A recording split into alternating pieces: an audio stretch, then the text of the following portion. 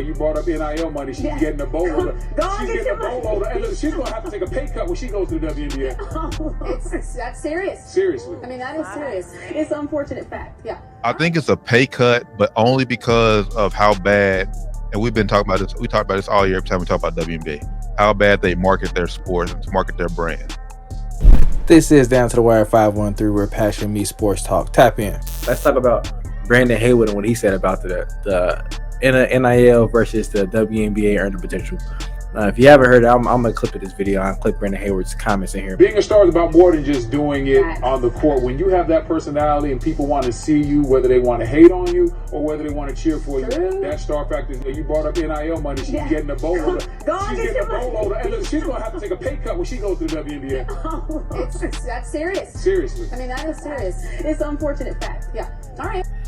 He caught a lot of heat for that statement.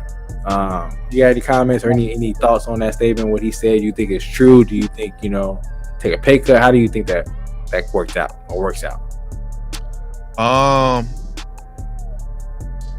And we talk. We all after the show. We always have post talks about this, long talks about it. That could be podcast of its own. That wants to be out there. Episode. But now we talked about this off air on Wednesday, man.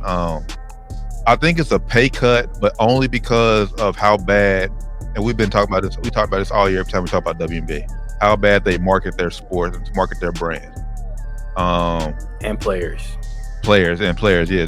Like college basketball. They get way more exposure as far as like the top team, to LSU's, the Iowas, the Stanfords, the UConns. They're on ESPN at least once or twice every week. WNBA every week. You hear that? Every week. WNBA, you're lucky, depending on what team you get drafted to, you're lucky to get a ESPN, at least get like 3 NBA ESPN games a year. Like Indiana Fever had number 1 draft pick last year, Leah Boston. I think they were on national television, I believe, 4 times. A total of 4 times. Max 5, if that. Now, you can see their games, you gotta be going on Ion television, you're going on YouTube TV, you're going on some weird shit to watch these games. You're not going on ESPN where these W or NCAA games are televised at. You're not going on CBS, which WNBA had a contract with them this year. Yep. ABC, Fever game, you had to find them like that on Ion, NBA TV, all these other channels you had to subscribe to.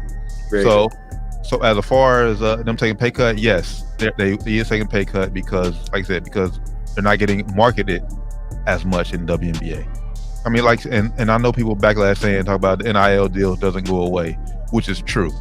But like I said, you have to be in front of people to let people know what you're doing and like what you're selling and who you are. Yeah, if I'm a company, why would I give you hella money if you're not going to be on TV that much anymore? I'm not going to give you the same amount of money I gave you last year. We're only going to be on TV 5 times compared to 20 times last year.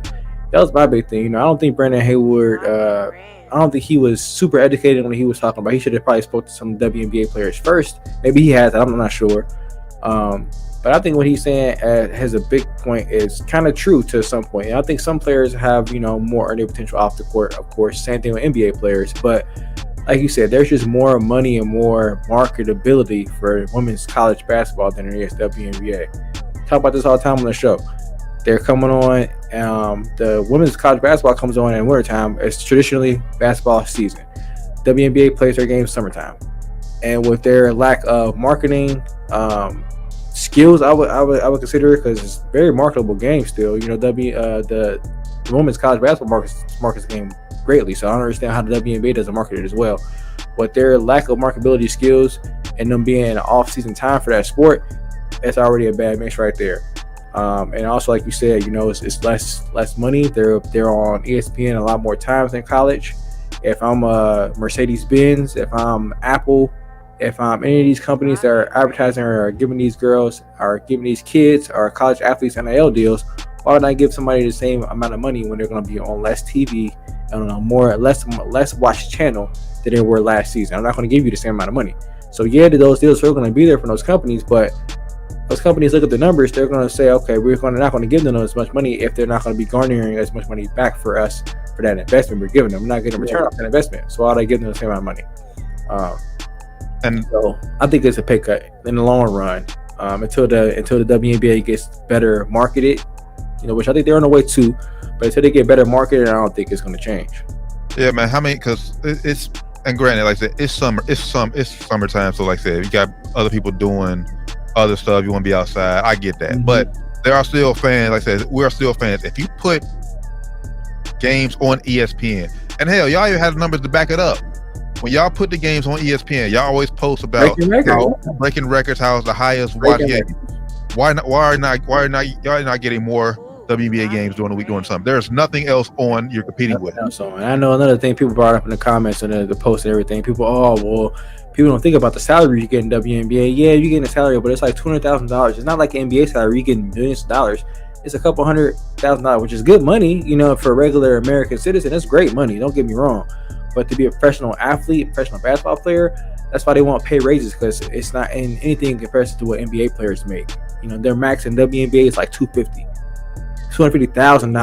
Giannis or AD is like $60 million a season. It's not even comparable. You know what I'm saying? So that's because the game is marketed a lot better. They get more money from their advertisers for the NBA game than they're getting in WNBA, which is why I think they should try to line the season up with the NBA season and make it, we're going to piggyback off our biggest marketers in the NBA and help our girls league as well, with some of those same advertisers, some of those same ad dollars.